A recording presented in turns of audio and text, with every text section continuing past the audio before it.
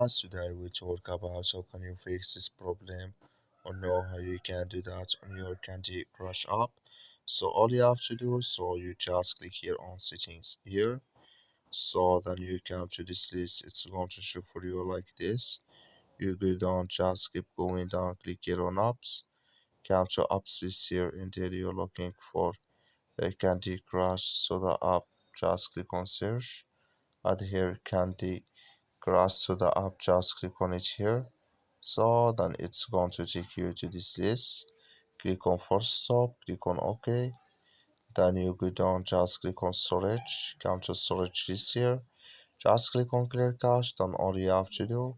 So you just go to your Play Store, click here on Play Store here. You search here for Candy Crush, so the app it's going to show for you like this.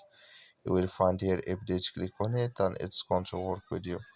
That's all you have to do. Thank you for watching. Don't forget to support us by liking, subscribe.